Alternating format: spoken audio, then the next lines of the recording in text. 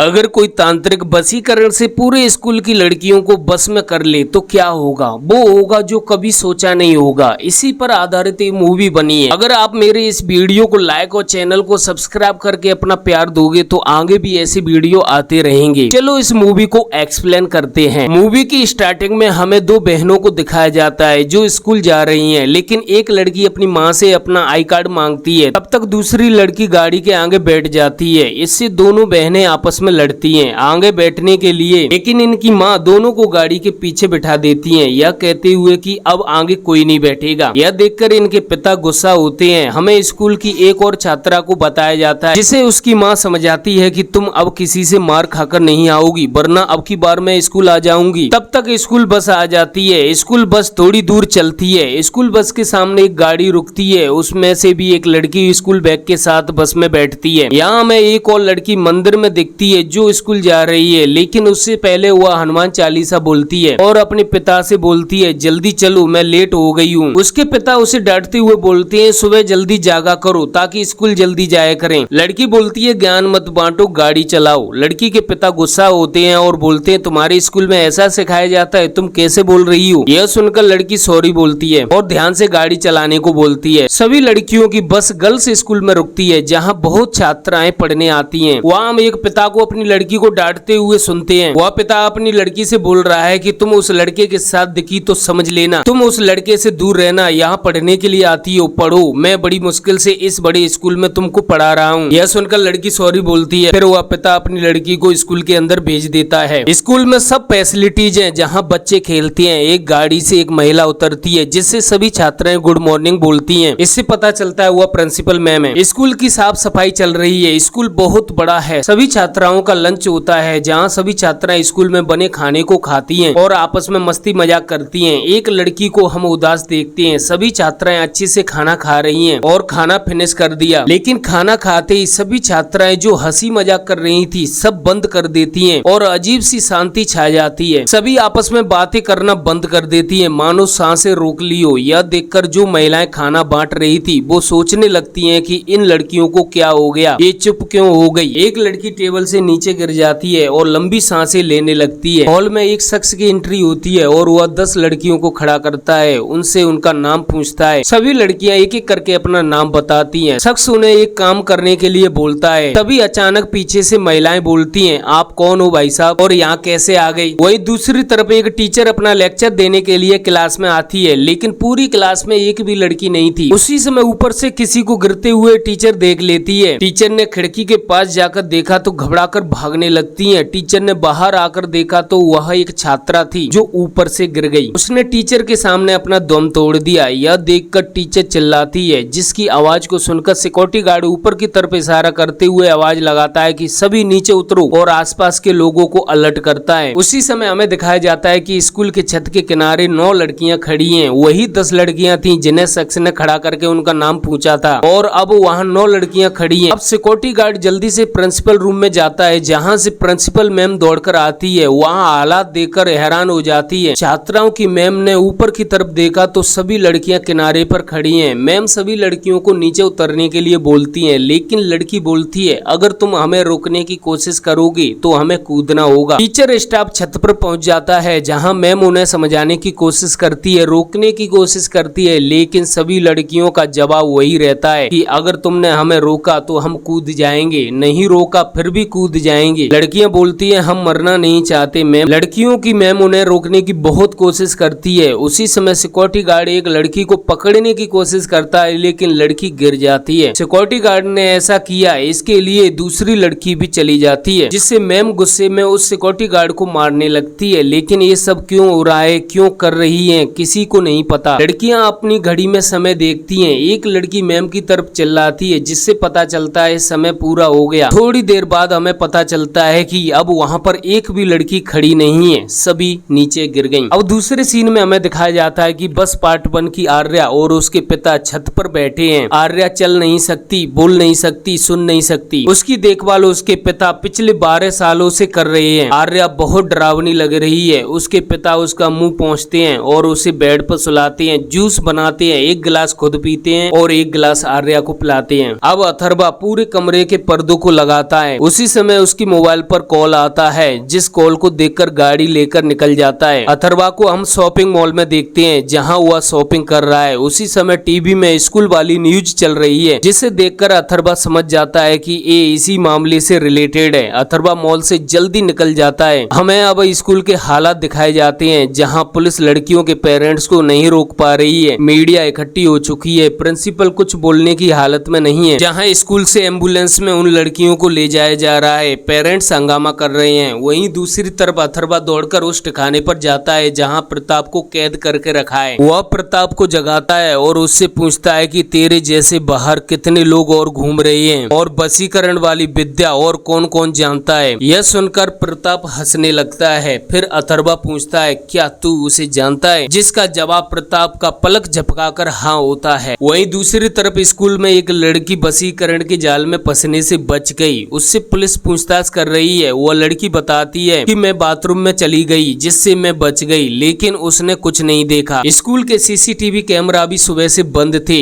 School का staff और police की टीम उस हॉल में जाते हैं जहां सभी लड़कियां चुपचाप अभी भी बैठी हैं। एक लड़की खड़ी होकर सीनियर पुलिस ऑफिसर से बोलती है अंकल ने एक मैसेज देने को कहा है कि प्रताप अंकल को ढूंढना है। पुलिस और स्टाफ लड़कियों से पूछते हैं कि कौन अंकल, तुम किसकी बात कर रही हो और तुम किसकी बात मान रही हो, और ये प्रताप अंकल कौन है। लड़की बोलती है ये सब मैं नहीं बता सकती। पुलिस अफसर पूछता है और क्या मैसेज दिया है। लड़की बताती है कि 10 लड़कियों का छत से गिरना वह तो एक शुरुआत थी। जब तक प्रताप अंकल को नहीं ढूंढते तब तक इस शहर की दशा खराब होती रहेगी। वह लड़की सभी लड़कियों को ऑर्डर देती है, जिसके बाद सभी लड़कियां बिल्कुल ज़ॉम्बी की तरह टीचर स्टाफ को धक्का देकर आगे बढ़ती हैं। बहुत रोकने की कोशिश करते हैं लेकिन लड़कियां नहीं रुकती हैं। लड़कियों को उनके पेरेंट्स रोकने की कोशिश करते हैं लेकिन लड़कियां हमला करती रहती हैं। लगभग 50 लड़कियां स्कूल से बाहर निकल जाती हैं। एक पुलिस वाला एक लड़की को रोकने की कोशिश करता है लेकिन लड़की शैतान की तरह टूट पड़ती है और पुलिस वाले को बुरी तरह घायल कर देती है। सभी लड़कियां पूरे शहर में तबाही मचाना शुरू करती हैं। कुछ लड़कियां चलती बस में चढ़ जाती हैं और एक्सीडेंट करा देती हैं। होटल में, किसी के घर में, चलती गाड़ी में और चलती हुई बाइक को। लड़कियां रॉड लेकर घूम रही हैं। एक लड़की पेट्रोल पंप को उड़ा देती है। अथर्वा घर बैठकर यह सब न्यूज देख रहा है जिसमें पुलिस ने पूरे शहर को अलर्ट कर दिया है कि सभी लोग स्कूल यूनिफॉर्म वाली लड़कियों से दूर रहें। लड़कियां खुद के पेरेंट्स पर भी जानलेवा हमला कर रही हैं। अब पूरे शहर में खौफ का माहौल पैदा हो चुका है। अब अथर्वा को पूरी तरह पता चल चुका है कि यह सब जो आर्या के साथ हुआ अब वही सब स्कूल की सभी लड़कियों के साथ हो रहा है। अभी भी 150 से अधिक लड़कियां स्कूल में ही हैं और लगभग 50 लड़कियां शहर में। कुछ लड़कियों को पुलिस ने पकड़ लिया है। अथर्वा को अब उस बात का भी पता चल गया है कि लड़कियां प्रताप अंकल को ढूंढने के लिए कर रही हैं। अथर्वा प्रताप के कमरे में एक बॉक्स रखता है और प्रताप को अच्छे से बांधता है और निकल जाता है। प्रताप चिल्लाता रहता है लेकिन उसकी आवाज बिल्कुल बाहर नहीं जाती। उधर स्कूल में हालात खराब हो चुके हैं। सभी लड़कियां कंट्रोल से बाहर हो रही हैं और सभी पेरेंट्स बहुत ही ज्यादा गुस्से में हैं। सीनियर अफसर उन्हें समझाने की कोशिश करता है। वह सभी पेरेंट्स को समझा रहा है। उसी समय एक लड़की बोलती है कि सर आपके पास आखिरी 5 मिनट बची हैं। अगर 5 मिनट में प्रताप अंकल को नहीं ढूंढा तो यहाँ ऐसा कुछ होगा जिसके बारे में आपने सोचा भी नहीं होगा। उसी समय एक पुलिस कांस्टेबल अथर्वा को लेकर आता है। अथर्वा बताता है कि तुम्हारे प्रताप अंकल मेरे पास हैं, मैंने उसे जिंदा रखा है। यह सुनकर सभी लड़कियां अलर्ट हो जाती हैं। अथर्वा बताता है कि इन सभी लड़कियों को एक राक्षस कंट्रोल कर रहा है। जितना तुम लोग रोओगे चिल्लाओगे उसे उतना ही मजा आएगा। उसी समय एक सीन हमें हॉस्पिटल का दिखाया जाता है जहां लड़कियां अपने माता पिता के सामने दम तोड़ रही हैं। वह जो बोलेगा उसी को ये लड़कियां करेंगी। जहां हमें एक लड़की को बीच रोड पर चलते हुए दिखाया जाता है और वह अपने हाथों में एक बैट लिए हुए है और रोड पर सो रहे लोगों को गहरी नींद में सुला रही है। अफसर अथर्वा से बोलता है यहाँ सभी डरे हुए हैं और तुम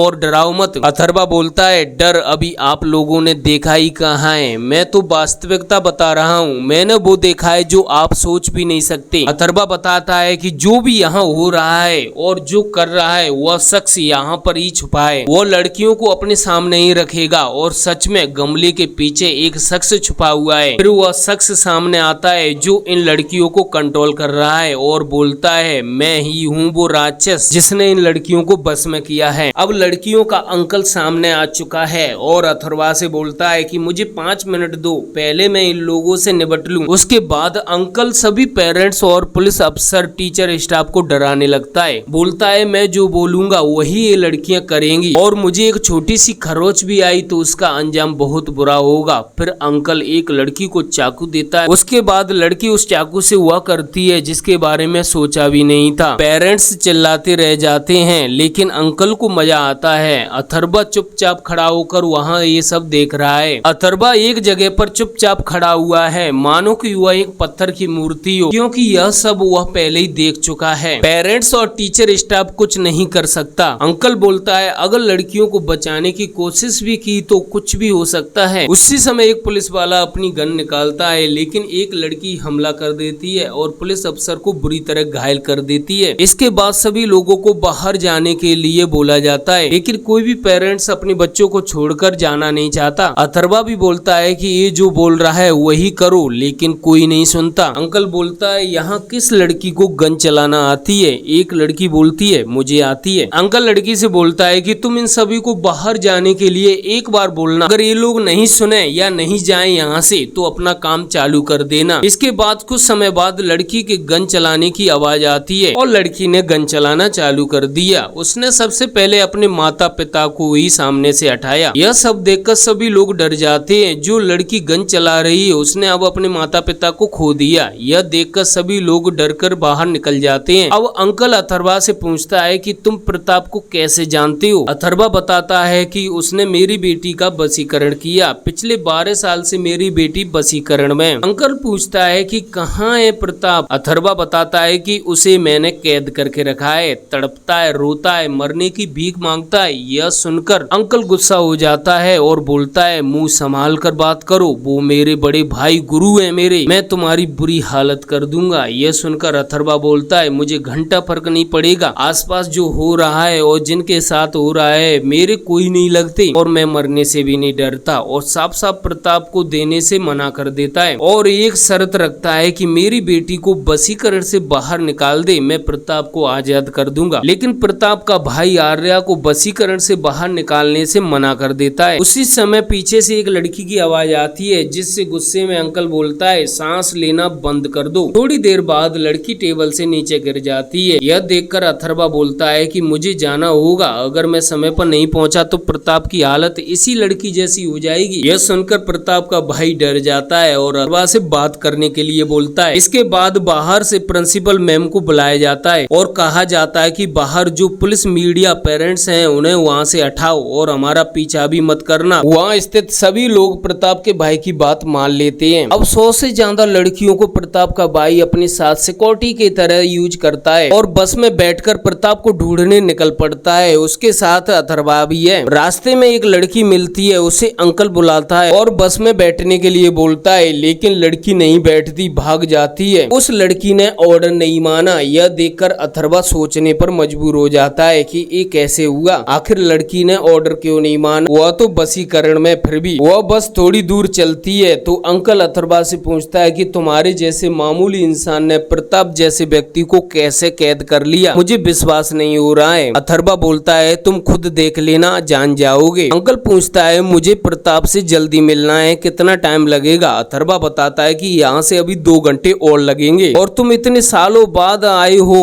और अपने भाई के प्रति इतने सालों बाद अचानक इतना प्यार क्यों जागा? तब प्रताप का भाई बताता है कि मैं कई सालों से अपने भाई को ढूंढ रहा हूँ और अब मैं मजबूर हो चुका हूँ ये सब करने के लिए और ये मेरा काम सफल भी रहा है। अब बस उस ठिकाने पर आ जाती है जहाँ पर उस प्रताप को कैद करके रखा है। बस से सभी लड़कियां उतरती हैं। प्रताप का भाई आधी लड़कियों को अपने साथ ले जाता है और आधी लड़कियों को सिक्योरिटी के लिए लगा देता है ताकि चारों तरफ निगरानी रख सके। अथर्वा प्रताप के भाई को सबसे पहले अपनी लड़की के पास ले जाता है जहाँ आर्या मुस्कुरा रही है और एक जगह बैठी है। अथर्वा अपनी लड़की को सही करने के लिए बोलता है लेकिन अंकल मना कर देता है और बोलता है कि सबसे पहले मुझे अपने भाई से मिलना है, तभी मैं तेरी लड़की को सही करूंगा। अथर्वा उसे नीचे ले जाता है जहाँ प्रताप लोहे की जंजीरों से बंधा है, जिसे देखकर उसका भाई गुस्से में चिल्लाता है और अथर्वा को डांटते हुए बोलता है तू तो मेरे से भी बड़ा राक्षस है, किसी को कोई ऐसे कैसे बांध सकता है, जल्दी से मेरे भाई को खोलो। लेकिन अथर्वा मना कर देता है। फिर प्रताप का भाई बोलता है चल अपनी लड़की को लेकर आ, उसे सही कर दूंगा। अथर्वा अपनी लड़की को लेकर आता है और उसे व्हील चेयर पर बिठा देता है। प्रताप का भाई बोलता है क्या तुमने मेरे भाई से कुछ उधार उधार लिया या तुम्हारे किसी परिवार के सदस्य ने उधार लिया? अथर्वा मना कर देता है, बोलता है मेरी बीवी और मेरा बेटा इस दुनिया में नहीं रहे। और थोड़ा सोचने लगता है क्योंकि 12 साल पहले की बात है। उसे याद आता है कि उसके चाय के 10 रुपए प्रताप ने दिए थे। प्रताप का भाई बोलता है कि इतने सालों तक कोई भी वशीकरण नहीं टिकता, तुमने वो पैसे नहीं दिए इसलिए तुम्हारी लड़की वशीकरण से बाहर नहीं आई। जल्दी से वो 10 रुपए दे दो, तुम्हारी लड़की वशीकरण से बाहर हो जाएगी। और ये 10 रुपए भाई के हाथों में देना। अथर्वा कांपती हुई जुबान से बोलता है मेरे पास 500 रुपए हैं, छुट्टी नहीं है। प्रताप का भाई बोलता है केवल वो 10 रुपए चाहिए। जल्दी से अथर्वा 10 रुपए ढूंढ कर लाता है और प्रताप के हाथों में देता है। प्रताप का भाई बोलता है अब अपनी लड़की को आवाज लगा, तेरी लड़की सही हो जाएगी। अथर्वा एकदम सोच में पड़ जाता है कि मैं पिछले 12 साल से अपनी लड़की को सही करने की कोशिश कर रहा हूँ और ये सब 10 रुपए में सब सही हो जाएगा। अथर्वा अपनी लड़की को आर्या आर्या कहकर आवाज लगाता है, झकझोरता है, थप्पड़ लगाता है, रोता है। अथर्वा जैसे ही सर उठाकर देखता है तो आर्या के चेहरे से वो डरावनी मुस्कान जा चुकी है, मानो वो अब नॉर्मल है। लेकिन वो कुछ बोल नहीं पा रही है, बहुत कोशिश करती है और सबसे पहले उसके मुंह से डैड की आवाज आती है और जोर से चिल्लाती है। प्रताप को देखकर गुस्से में चिल्लाती है। अथर्वा उसे कमरे से बाहर ले आता है। बाहर आते ही वह अपनी उन चाबियों को प्रताप के भाई को दे देता है और उन चाबियों से प्रताप की उन जंजीरों को खोला जाता है। जंजीरों को खोलने के बाद प्रताप इशारों में अपने भाई को कुछ बताता है जिससे उसके भाई को पता चल जाता है कि जुबान काट दी गई है, इसलिए उसका भाई कुछ बोल नहीं पा रहा है। जिससे प्रताप का भाई गुस्से में अथर्वा पर हमला करता है। आर्या बचाने की कोशिश करती है लेकिन वो खड़ी नहीं हो सकती। प्रताप का भाई बोलता है तूने मेरी कई सालों की मेहनत खराब कर दी, अब तू और तेरी बेटी नहीं बचेंगे। मुझे अपने भाई से आखिरी मंत्र सीखना था। और फिर आर्या को खींचने लगता है। लेकिन उसी समय अथर्वा बोलता है तुमने मेरी बेटी को अगर हाथ भी लगाया तो मैं तुम्हारी हालत तुम्हारे भाई से भी बेहतर कर दूंगा। लेकिन प्रताप का भाई एक बात नहीं सुनता। उसी समय अथर्वा लाउड स्पीकर बीप की आवाज बजाता है और खुद के कान बंद कर लेता है। वह आवाज इतनी अधिक थी कि सभी लड़कियां बेहोश हो जाती हैं और मौका देखकर अथर्वा प्रताप के भाई को बेहोश कर देता है। और आर्या के तो पहले से ही कान खराब हैं, इसलिए वो आवाज नहीं सुन सकती। कुछ देर बाद हम देखते हैं प्रताप का भाई बंधा हुआ है और उसकी जुबान भी काट दी जाती है ताकि भविष्य में किसी को बस में ना कर सके। और दोनों भाइयों को अथर्वा कैद कर लेता है और प्रिंसिपल से बोलता है दोनों भाई मेरे पास रहेंगे क्योंकि कानून के पास ऐसी कोई सजा नहीं है जो इन्हें मिल सके, वो मैं दूंगा। अब सभी लड़कियां वशीकरण से बाहर आ चुकी हैं। अंत में हम आर्या को छत पर जूस का गिलास उठाकर पीते हुए देख सकते हैं, जिसे देखकर अथर्वा खुद को खुश महसूस करता है और मुस्कुराता है। इस मूवी में कुछ ऐसी चीजें हैं जिससे इसका तीसरा पार्ट आएगा।